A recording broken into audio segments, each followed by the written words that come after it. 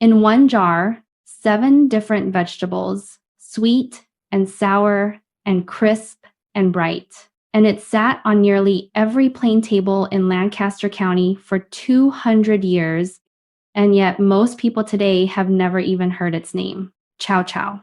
And there's a reason the plain people made this strange, colorful pickle by the crockful every single autumn, a reason that has nothing to do with how good it tastes and everything to do with surviving the winter. And it is a reason most folks never think of. I am going to tell you that reason, and I am going to teach you to make chow-chow yourself, the real Amish way, with all the amounts exact. And by the end, you will understand why no plain pantry was ever complete without a good supply of it. But stay with me all the way to the end, because the most important thing about this dish, the thing that made it truly precious to a plain family, I am saving for last, and it is the part that matters most. Let me tell you what chow-chow is, for the name puzzles everyone the first time they hear it. Chow-chow is a sweet and sour pickled vegetable relish, a medley, a whole mix of different vegetables all pickled together in one sweet, tangy brine.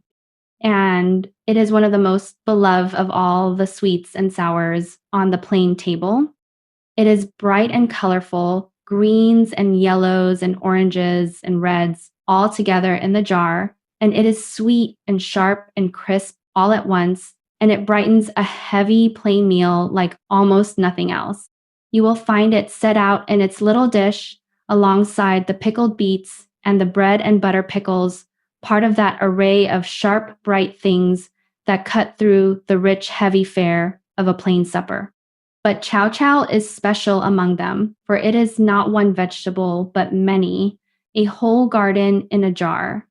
And here is the reason the plain people made it. The practical reason I promised you, and it is pure, plain genius. Chow-chow was a way to use up the end of the garden. Think of it. At the close of the growing season, as autumn comes on and the first frost threatens, the garden is full of odds and ends. A little of this and a little of that, the last of the beans, a few carrots, some cabbage, the last cucumbers, some green tomatoes that will never ripen now, a handful of cauliflower, some peppers, some onions, small amounts of many things, none of them quite enough on their own to put up a whole batch of anything. A thrifty, plain woman could not let all those bits and ends go to waste, not with winter coming. So she gathered them all together, all those small leftover amounts of many vegetables, and she pickled them together in one sweet, sour brine and made chow-chow. That is the genius of it. It is a dish invented to waste nothing, to save every last bit of the garden's bounty before the frost took it, to turn the odds and ends that would otherwise rot into a bright, delicious pickle that would brighten the table all winter long. Nothing wasted, everything saved. That is the plain way through and through, and chow-chow is one of its finest expressions. Now let me show you how it is made, and I will give you the amounts.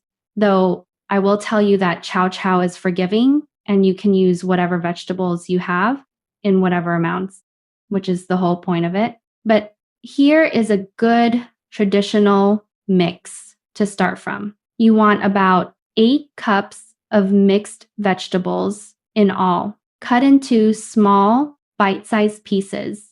A good traditional chow-chow might have 2 cups of green beans cut short, and a cup of yellow wax beans if you have them, and a cup of chopped cabbage, and a cup of cauliflower broken small, and a cup of carrots diced, and a cup of chopped celery, and a cup of chopped onion, and a cup of corn, and some chopped peppers, red and green for color.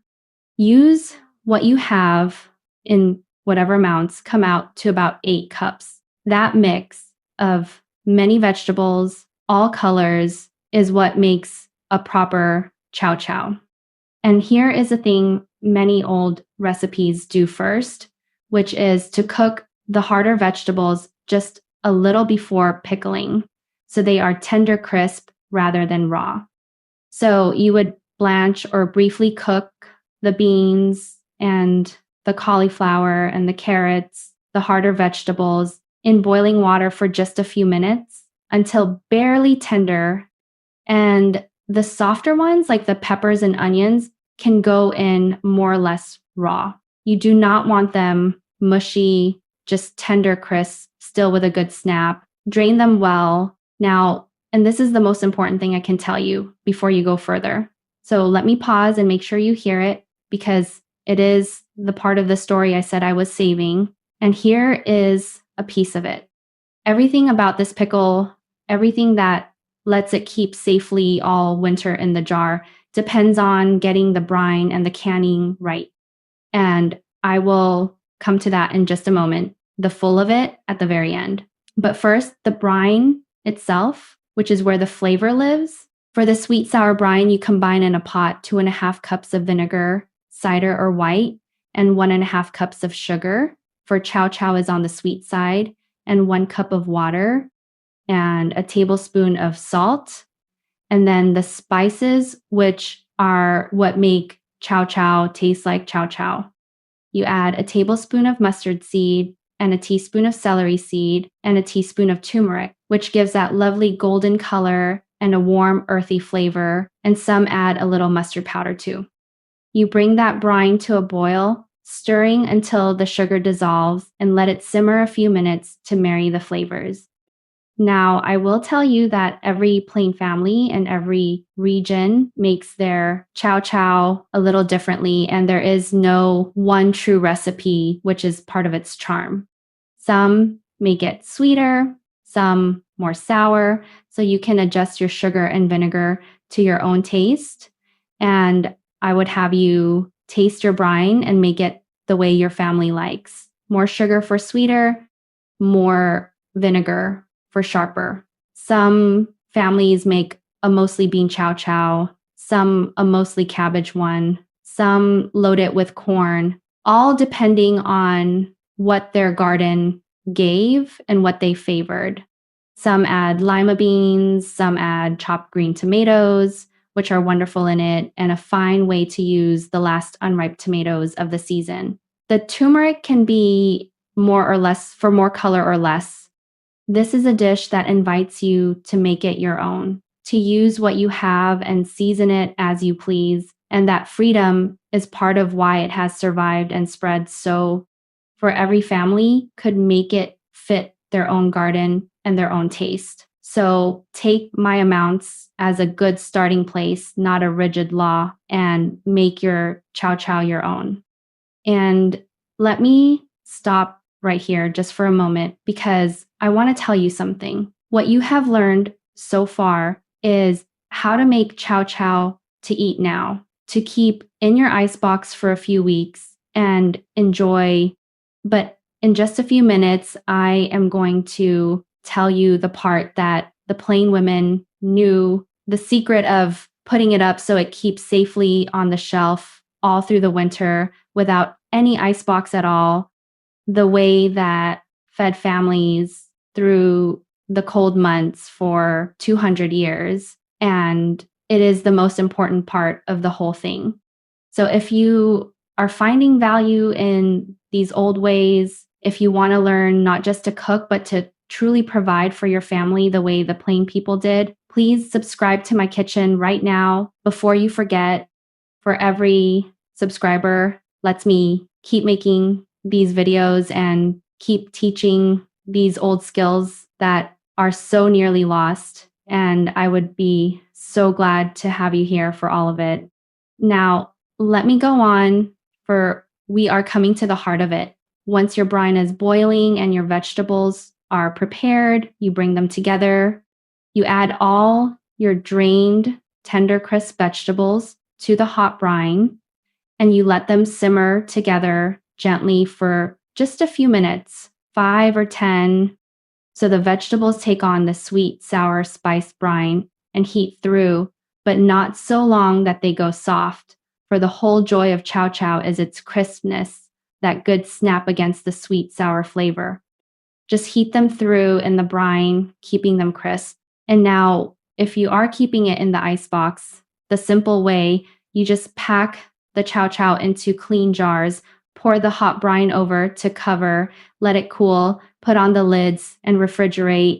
And it will be good and flavorful in a day or two, better in a week, and it keeps in the icebox for many weeks, even a month or two. That is the easy way, and it makes wonderful Chow-Chow. But here is a part I have been saving, the most important part, the thing that made this dish truly precious to a Plain family, and that I promised you at the very beginning. In the old days, there was no icebox. And a pickle you can only keep a few weeks in the cold does a family no good through a 5-month winter. The whole point of Chow-Chow, the reason it mattered so, was that it could be put up to keep on the shelf safely for a year or more with no refrigeration at all, feeding the family bright vegetables all through the dead of winter when nothing grew. And the way you do that is by canning it properly in a boiling water bath. You pack the hot Chow-Chow and its hot brine into clean, hot canning jars, leaving a 1/2 inch of headspace at the top. You wipe the rims clean, you set on the lids and screw the bands fingertip tight, and then you process the filled jars in a boiling water bath, covered by 1 inch or 2 of boiling water for about 10 minutes for pints. Then you lift them out and let them cool, and you listen for the pings as they seal. And the sealed jars keep on the shelf in the cellar for a year or more. That is the secret. That is what turned Chow-Chow from a nice fresh pickle into a winter lifeline, a way to have bright, crisp, vitamin-rich vegetables on the table in January when the garden was 5 feet under snow. That good canning, that is the whole of why Chow-Chow mattered so to the Plain people. And it is why I saved it for last, for it is the most important thing about the dish. And do mind your canning carefully. Clean hot jars, proper headspace, the full processing time, and check your seals when cool. For a properly canned Chow-Chow is safe and keeps beautifully, while a carelessly done one can spoil, so do it right, with attention, as I have taught you.